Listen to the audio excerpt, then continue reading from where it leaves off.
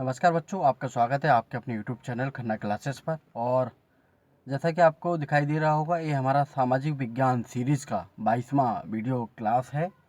और आज हम फिर अध्याय 4 सामाजिक विज्ञान विषय कक्षा 10 के लिए परिवहन के साधन, स्थल परिवहन में रेल परिवहन, हम 21 नंबर के वीडियो में सड़क परिवहन के बारे में पढ़ चुके हैं और आज हम पढ़ने वाले हैं रेल परिवहन के बारे में। ये हमारा पूरा सामाजिक विज्ञान सीरीज़ का 22 नंबर का वीडियो है, यानी कि 22वीं क्लास है। तो बस आप लोगों से यही रिक्वेस्ट है, आगे क्लास पढ़ने से पहले एक बात कहना चाहता हूँ कि चैनल को ज़्यादा से ज़्यादा शेयर करिए, और जो बच्चे सब्सक्राइब कर चुके हैं वो शेयर करें, और जिन्होंने अभी तक सब्सक्राइब नहीं किया है वो सब्सक्राइब करके बेल आइकन को ज़रूर दबा लें, जिससे कि जैसे ही वीडियो नया लेक्चर आएगा तो सबसे पहले पहुंचेगा आपके पास।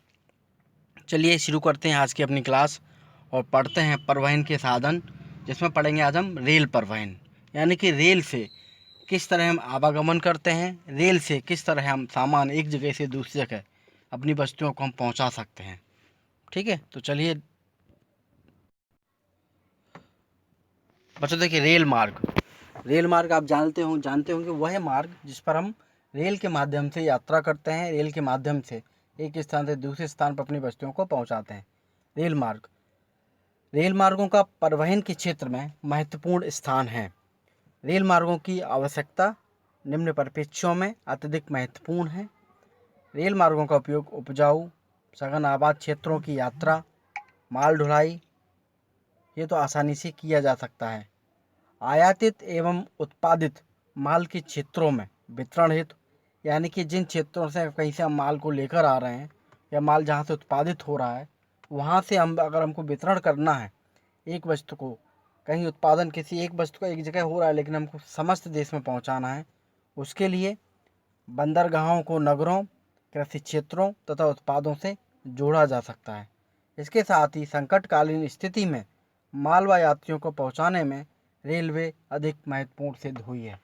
जैसा कि अभी आपने देखा होगा, इस कोरोना के दौर में जब सारा हिंदुस्तान, सारा दुनिया ही रुक गया था, लेकिन भारतीय रेल लगातार चलता रहा और देश की आमजन की ज़रूरत पूरी करने के लिए देश के विभिन्न विभिन्न कोनों में, हर कोने में लेकर वो माल को लेकर पहुंचा। तो भारतीय रेल संकटकालीन स्थितियों में भी यात्रियों को पहुंचाने में रेलवे अधिक महत्वपूर्ण है। और देखा ही होगा आपने, जब देश के सारे साधन रुके हुए थे तो आखिरी में भारतीय रेल ने ही मजदूरों को एक राज्य से अपने घर पर पहुंचाया। चलिए आगे पढ़ते हैं। भारत में रेल मार्गों का विकास 1853 में आरंभ हुआ। उस समय मुंबई से ठाणे तक देश में 34 किलोमीटर लंबी रेल लाइन विकसित की गई। ये इम्पोर्टेंट पॉइंट है, इसको याद रखिए कि सबसे पहले रेल कहाँ चली थी? मुंबई से ठाणे के बीच। कितना एरिया था? 34 किलोमीटर का एरिया था, वो 34 किलोमीटर की लंबाई थी। लेकिन आज देश में रेलों का व्यापक जाल बिछा हुआ है। भारतीय रेल विश्व की चौथी बड़ी रेल प्रणाली बन गई है, यानी कि हमने अपने रेलवे का इतना विस्तार कर लिया है कि दुनिया में अब वो चौथे नंबर पर आने लगा है। भारत में जो रेलगाड़ियाँ चलती हैं वो अलग अलग चौड़ाई के रेल मार्ग उनके बने हैं, अलग अलग चौड़ाई की उनकी पटरियाँ होती हैं। बड़ी रेल लाइन 1617 मिलीमीटर की चौड़ाई होती है दोनों पटरियों के बीच की। छोटी लाइन में 1000 मिलीमीटर की दूरी होती है दोनों पटरियों के बीच में। और जो सकरी लाइन होती है, छोटी लाइन होती है, उसमें 762 व 610 मिलीमीटर की चौड़ाई होती है। रेल प्रबंधन एवं नियंत्रण है तो रेलवे बोर्ड की स्थापना की गई।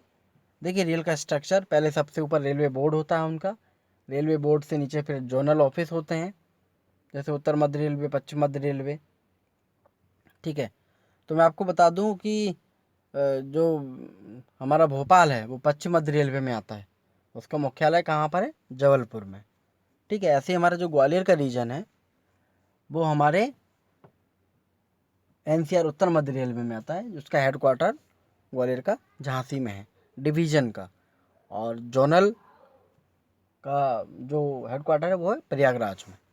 तो चलिए वो छोड़िए, आप यहाँ देखिए कि रेल प्रबंधन और नियंत्रण हेतु रेलवे बोर्ड की स्थापना की गई। भारतीय रेल नेटवर्क के विभाजन के साथ 16 जोनों में विभाजित किया गया। पहले 16 जोनों में था, लेकिन आज जोन बढ़ चुके हैं। भारतीय रेलवे जोन और उनके मुख्यालय निम्नलिखित हैं। देखिए, पहला मध्य रेल मुंबई सेंट्रल मुंबई उनका हेडक्वार्टर था। उत्तर रेलवे इनका नई दिल्ली था। उत्तर पूर्वी सीमांत मालेगांव गुवाहाटी। दक्षिण पूर्व रेलवे कोलकाता। पूर्वी मध्य रेलवे हाजीपुर। उत्तर मध्य रेलवे इलाहाबाद, जिसको हम प्रयागराज कहने लगे हैं, इसलिए उन्होंने बताया कि उत्तर मध्य रेलवे का इलाहाबाद है। दक्षिणी पूर्व मध्य रेलवे बिलासपुर। पश्चिम मध्य रेलवे जबलपुर। ये जो पश्चिम मध्य रेलवे जबलपुर है, वेस्टर्न सेंट्रल रेलवे, यही हमारे भोपाल भी इसी के अंतर्गत आता है। पूर्वी रेलवे कोलकाता। उत्तर पूर्व रेलवे गोरखपुर। दक्षिण रेलवे चेन्नई। दक्षिण मध्य रेलवे सिकंदराबाद। पश्चिम रेलवे मुंबई। पूर्वी तटवर्ती रेलवे भुवनेश्वर।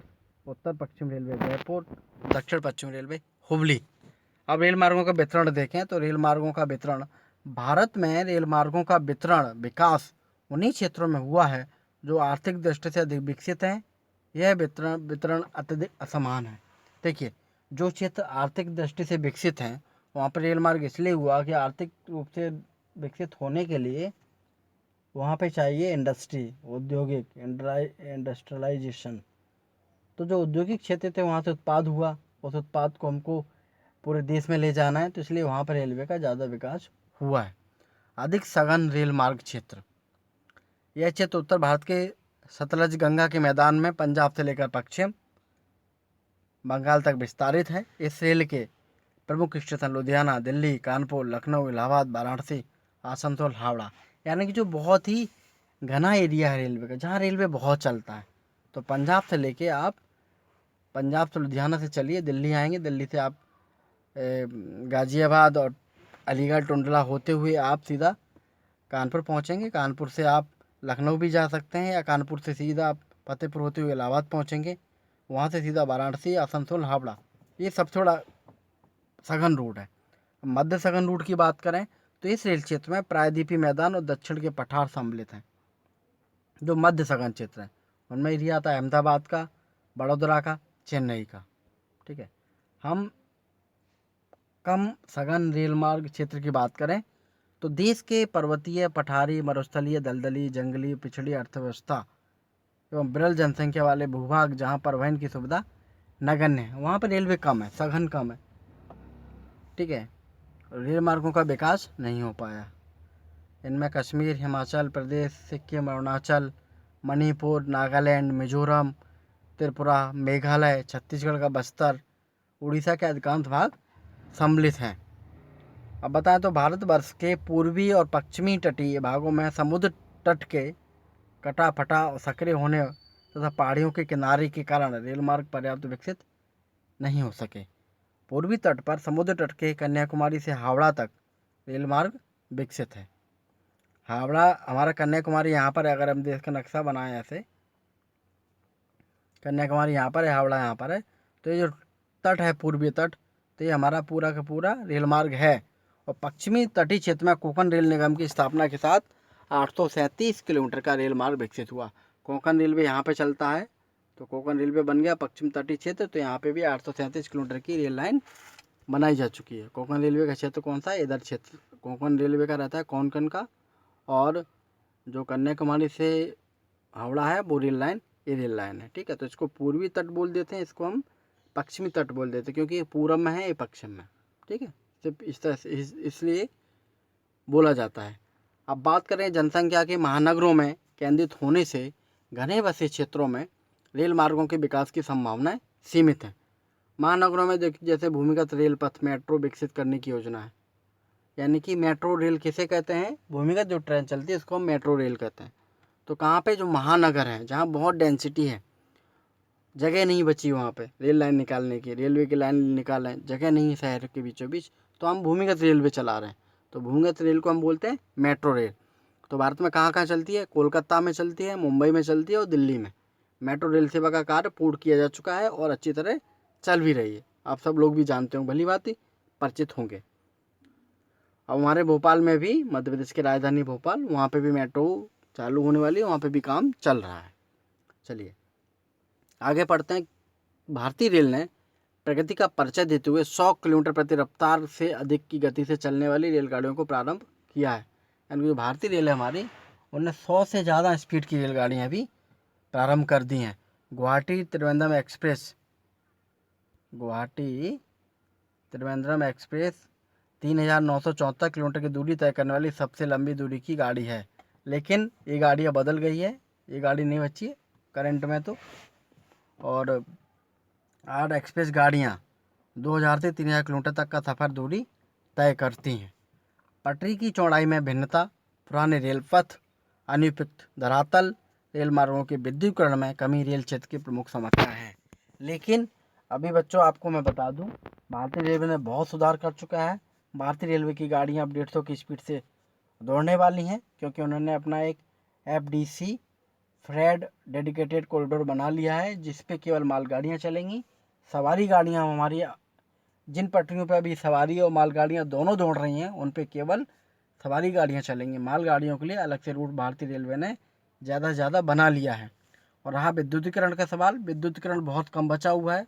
भारतीय रेलवे अब 100% विद्युतीकरण अगले 2-3 सालों में कर लेगा। ठीक है, तो रेलवे ने बहुत सुधार किया है, बहुत अपग्रेड किया है। कभी मैं भारतीय रेलवे के ऊपर अलग से एक वीडियो लाऊंगा आपके लिए, तो आपको कुछ फैक्ट जानने होंगे, तो आपको बहुत इंटरेस्टिंग लगेगा, बहुत आनंद आने वाला है। तो ये आज हमारा 22वां नंबर का वीडियो है। और देखिए बच्चों, परेशान होने की आवश्यकता नहीं है, अभी आप बिंदास पढ़िए। हम अभी आपको बुक से पढ़ा रहे हैं। जैसे ही बुक समाप्त होगी, हम इम्पोर्टेंट प्रश्न उत्तर आपको लेकर आएंगे। और प्रश्न उत्तर आपको रटने भी नहीं पड़ेंगे, इतने अच्छी तरह से हम आपको समझाएंगे कि आपको मज़ा आ जाएगा। हर प्रश्न अपने आप याद रहेगा। तो बहुत जल्दी हम बुक कंप्लीट कर लेंगे, फिर हम क्वेश्चन आंसर पढ़ेंगे। पेपर होंगे तो अगले साल होंगे, अभी बहुत समय है। जैसे आज हम अगर ये वीडियो अगर हम जून 2020 में देख रहे हैं, तो जो बच्चे 10वीं क्लास में जुलाई से आने वाले हैं, उनकी कक्षाएं होंगी मार्च अप्रैल 2021 में। तब तक तो हम अपनी बुक ख़त्म कर चुके होंगे, और जो भी प्रश्न उत्तर हैं महत्वपूर्ण, वो भी समाप्त कर चुके होंगे। आप चिंता करने की आपको कोई आवश्यकता नहीं है। तो आप अभी अपना आराम से वीडियो देखिए। सारे क्वेश्चन आंसर आपको इन वीडियो के माध्यम से याद हो रहे हैं, बस आपको पता नहीं है। जैसे कि प्रश्न आता है कि मेट्रो रेल किसे कहते हैं। अब अभी आप लोगों ने पढ़ा कि महानगरों में भूमिगत रेल पथ मेट्रो रेल विकसित करने की योजना है। तो यही तो आंसर है। मेट्रो रेल किसे कहते हैं? भूमिगत रेल पथ को हम मेट्रो रेल कहते हैं। 2 लाइनें और बोल सकते हैं कि जहाँ जो बड़े बड़े महानगर हैं, दिल्ली, मुंबई, कोलकाता, यहाँ पे ट्रेनें चलाई जा रही हैं। तो प्रश्न आपको याद हो रहे हैं, लेकिन आपको पता नहीं चल रहा है। जब हम प्रश्न उत्तर करेंगे सारे अध्याय समाप्त करने के बाद, तो आपको एक कॉन्फिडेंस बिल्डअप होगा, एक आपका विश्वास बनेगा कि नहीं, आपको अब सब कुछ आने लगा है। तो इसी तरह हमारे साथ जुड़े रहिए, वीडियो क्लासेस को देखिए और अपने साथ वालों को ज़्यादा से ज़्यादा बताइए, शेयर करिए, जिससे ज़्यादा से ज़्यादा बच्चे जुड़ सकें। चलिए, हमारे साथ जुड़े रहने के लिए आपका बहुत बहुत धन्यवाद।